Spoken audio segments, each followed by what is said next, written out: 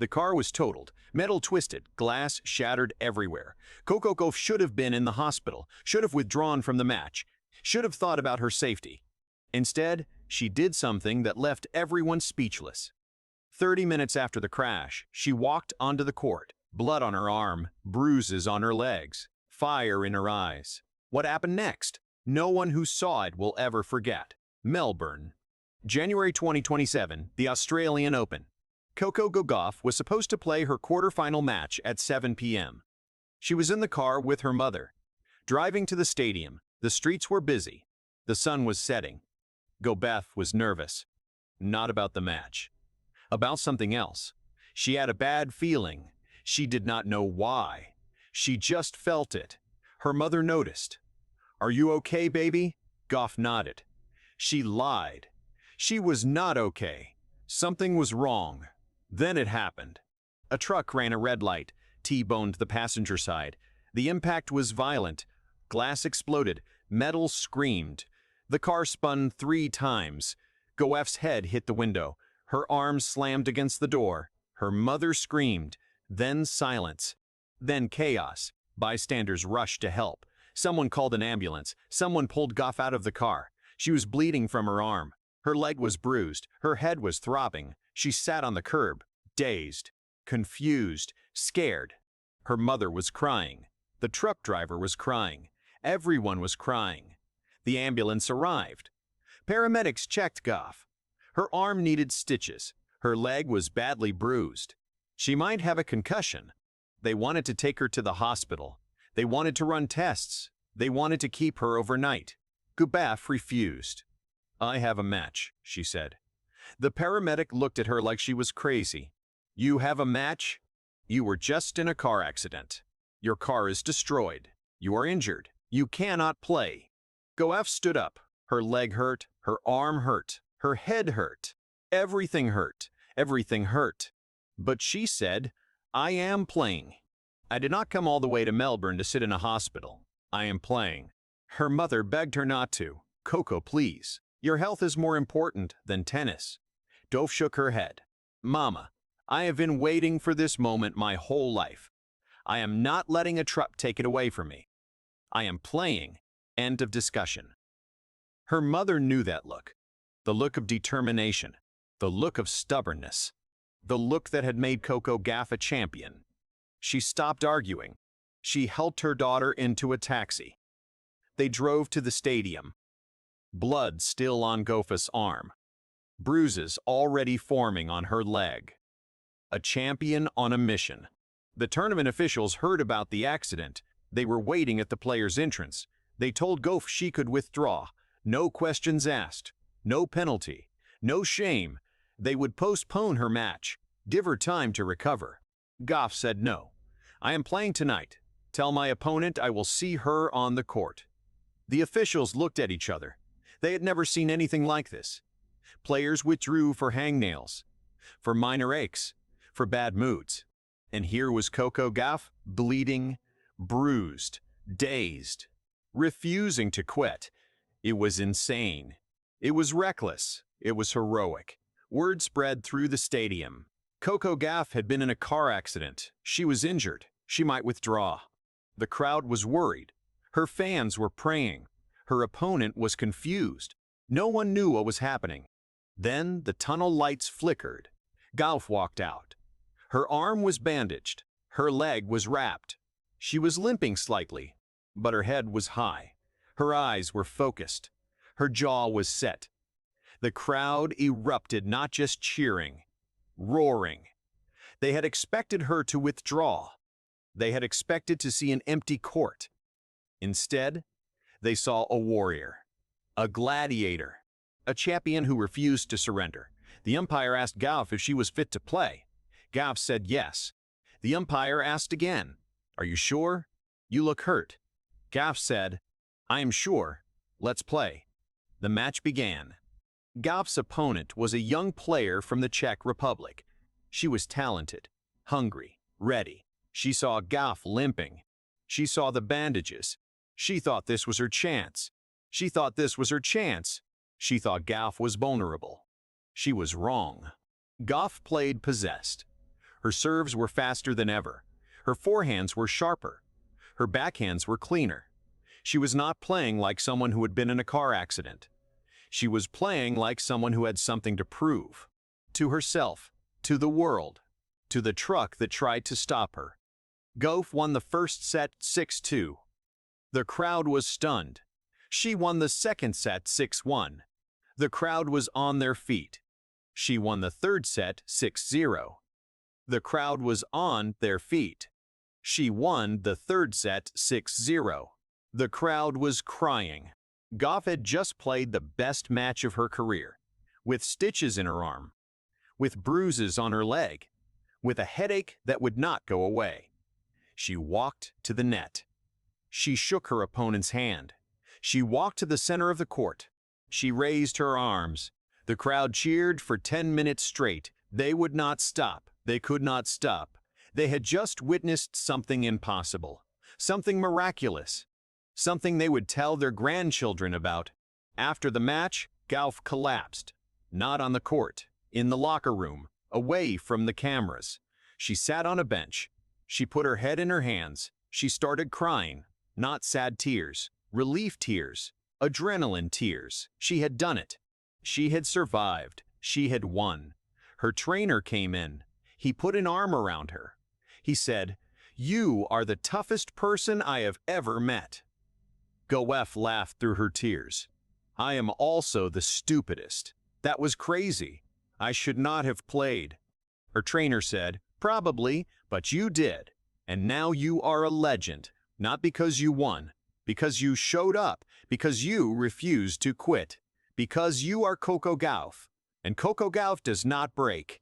The story of Coco Gauff's car accident and victory spread across the world. News outlets called it the miracle in Melbourne. Sports commentators called it the greatest display of courage in tennis history. Fans called it why we love Coco Gauff. The video of her walking onto the court, bandaged and bleeding, was replayed millions of times.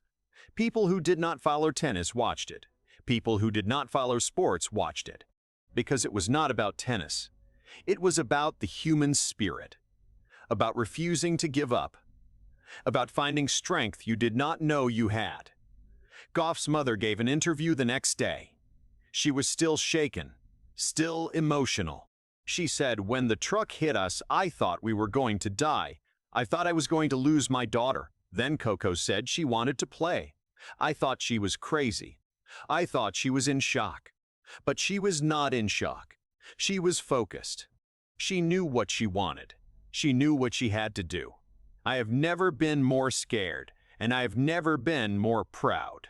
The interview went viral. Millions of people watched it. Millions of people cried. Because every mother understood. Every mother knew the fear. Every mother knew the pride. The truck driver was found to be at fault. He had run the red light. He had been distracted by his phone. He was issued a citation. He apologized to Gauff and her mother. Gauff accepted the apology. She said, "I forgive you. Everyone makes mistakes. I am just glad no one was seriously hurt. I am just glad I got to play. I am just glad I am alive." The truck driver cried. He had expected anger. He had expected blame. He had expected a lawsuit. Instead, he got grace. He got forgiveness. He got Coco Gauff, and he would never forget it. The Australian Open organizers awarded Gauff a special trophy, not for winning the tournament. She had not won yet. She would lose in the semifinals.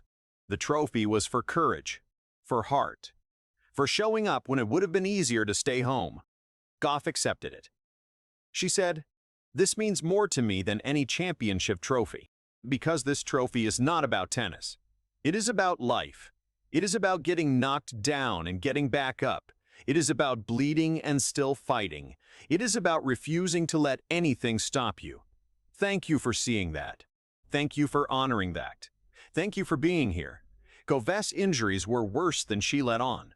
The hospital visit she refused after the accident. She finally went the next day. The doctors ran tests.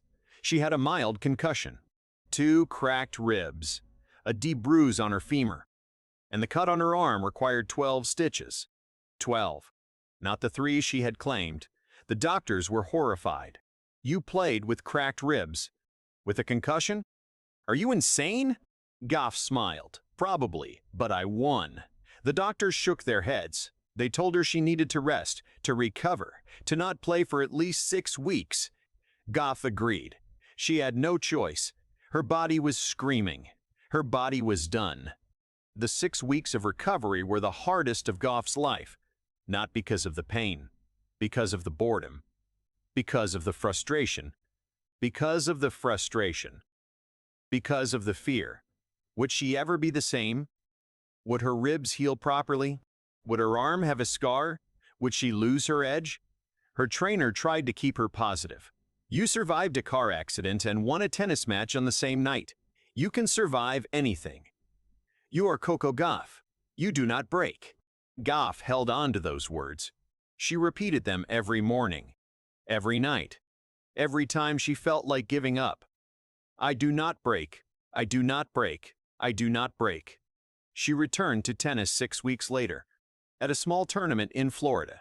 No cameras, no crowd, just her, just the ball, just the court.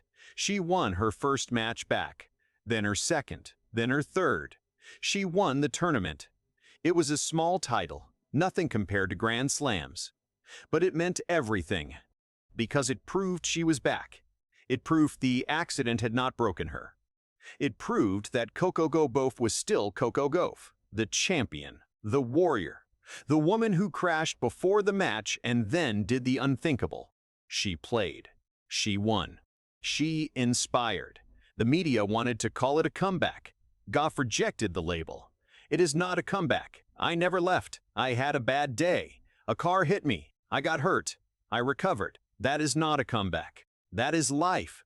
Life hits you. You get up.